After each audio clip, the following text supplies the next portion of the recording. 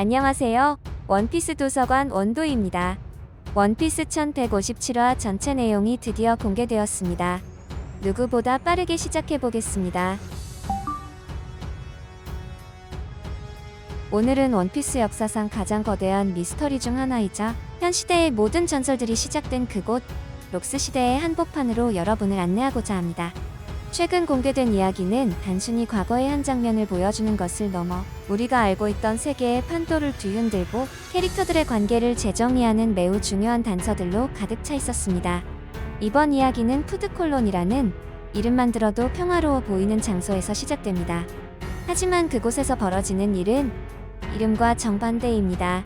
도움받지 못하는 아이들의 기부금이라는 관계자의 처절한 외침은 록스 해적단이 단순한 악당을 넘어 최소한의 도의조차 없는 약탈자 집단임을 명확히 보여주는 증거입니다. 여기서 첫 번째 충격적인 장면이 나옵니다. 바로 내부의 배신입니다. 왕직은 카이도를 비롯한 동료들이 아직 지하에 있음에도 전부 받아가 말하며 마지막 리프트를 올려버립니다. 여기에 시키는 한술 더 떠 나누는 몫이 늘었구만 패배자 녀석들이라며 이야기하죠. 이것이 록스 해적단의 실체입니다. 그들은 동료가 아닙니다. 같은 배에 타고 있을 뿐인 언제든 서로의 등을 칠 준비가 된 악의 무리였던 것이죠. 그리고 지금 이야기를 뛰어넘는 상식을 벗어나는 행위들이 조금 뒤에서 공개되기에 기대해주세요. 하지만 이들의 진정한 무서움은 혼돈 속에서 드러나는 개개인의 압도적인 힘입니다. 쇠창살에 갇힐 위기에 처한 빅맘, 그리고 그 순간 뉴게이트라는 외침과 함께 화면을 뒤흔드는 거대한 지진. 흰 수염이 일으킨 흔들흔들 열매의 여파는 사원 전체를 붕괴시키며 그 힘을 목격한 젊은 카이도는 경외에 찬 눈빛으로 아름답군 나도 가지고 싶은 거리라고 읊조립니다. 훗날 최강의 생물이 되고자 했던 카이도의 갈망이 어디서부터 시작되었는지 엿볼 수 있는 중요한 대목입니다. 그리고 카이도의 야심에 대해서는 뒤에서 더 자세히 서술하도록 하겠습니다. 아수라장 속에서 마침내 선장 록스 디지백이 등장합니다. 그는 동료들의 배신과 싸움을 쓰잘데기 없는 짓이라는 한마디로 정리해버립니다.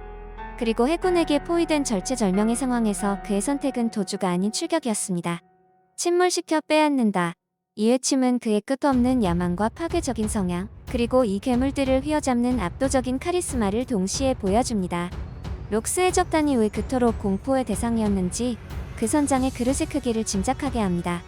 그리고 이들의 악명은 숫자로 증명할 수 있죠.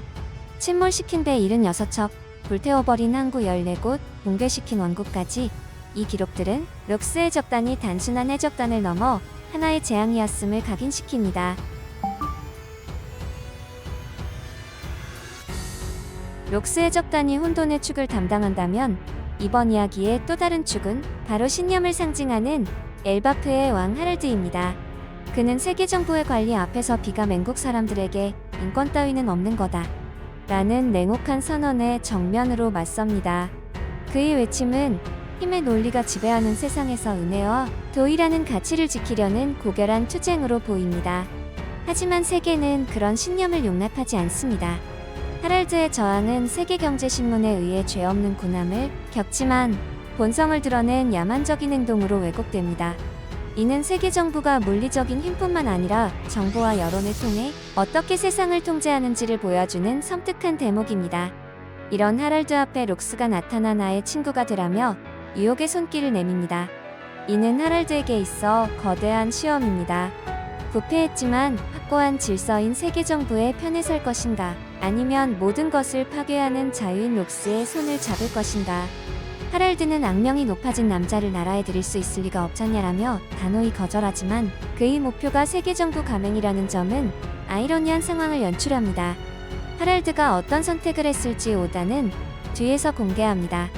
그리고 해군 본부의 논의 장면은 이 딜레마를 더욱 심화시킵니다. 가프는 엘바프의 강직함과 힘을 아군으로 끌어들이고 싶어 하지만 콩 원수는 상층부의 결정에 막혀 어쩔 수 없는 현실을 토로합니다.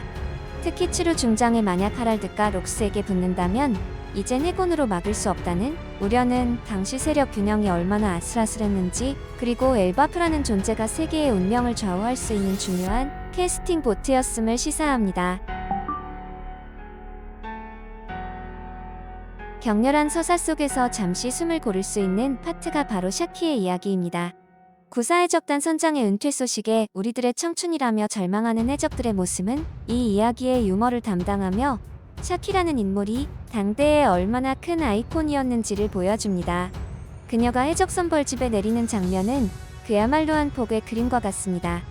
살기와 악취가 진동하는 무법지대에 호련히 나타난 절벽의 꽃. 해적들은 그녀를 약탈하거나 위협하는 대신 넋을 잃고 그녀에게 매료됩니다.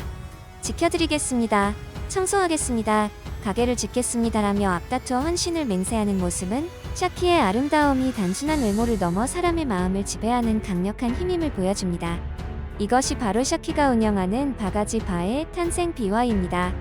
그녀는 폭력이 아닌 매력으로, 공포가 아닌 동경으로 해적섬의 실질적인 지배자가 되었습니다. 어떻게 보면 샤키는 자신의 능력을 살린 최적의 직업을 찾은 것이죠. 록스의 적단조차 천사가 있어라며 그녀의 주점에 드나드는 모습은 이 살벌한 시대에도 낭만과 아름다움이 존재했음을 보여주는 매력적인 에피소드입니다. 그리고 마침내 흩어져 있던 모든 이야기의 조각들이 성지 마리조아의 권력의 방에서 하나로 모입니다. 세계의 운명을 결정하는 5명의 문제아들 오로성은 엘바프의 감행을 원하는 하랄드에게 전달할 조건을 정합니다. 그것은 협상도 제한도 아닌 절대적인 명령으로 정했다는 겁니다. 그들의 결론은 하나였습니다. 록스를 죽여라. 이 한 문장은 이번 이야기의 모든 것을 꿰뚫는 핵심입니다.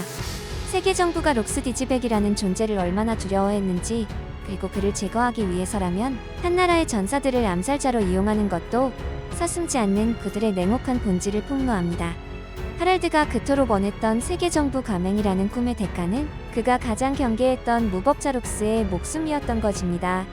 이로써 우리는 다가올 갓벨리 사건이 단순한 해적과 해군의 충돌이 아니라 엘바프의 운명과 세계정부의 거대한 음모가 얽힌 훨씬 더 복잡하고 비극적인 사건이었음을 짐작할 수 있게 되었습니다. 원피스 1157화는 과거를 통해 현재를 이해하게 하고 미래를 더욱 기대하게 만드는 최고의 에피소드였습니다. 과거 사왕들의 야망부터 누구도 막을 수 없었던 무적의 해적들의 서사가 계속해서 풀리고 있다는 것입니다. 오다 작가가 샤키에 대한 스토리적 비중을 이렇게 가져간다면 저는 샤키가 과거의 정보를 굉장히 많이 알고 있을 것이라고 생각하는데요. 게다가 세상의 모든 것을 알고 있는 레일리 역시 샤키의 바에서 많은 술을 마셨기 때문에 샤키는 이 세상의 모든 것을 알고 있을 가능성이 충분하다고 보입니다. 그리고 록스와 로저, 그리고 가프가 충돌했던 그 운명의 날에 과연 어떤 진실이 숨겨져 있을지 다음 이야기를 손꼽아 기다리며 이번 상세 리뷰를 마치겠습니다. 감사합니다. 재미있게 보셨거나 재미없게 보셨다면 구독, 좋아요 부탁드립니다. 사랑한다고요.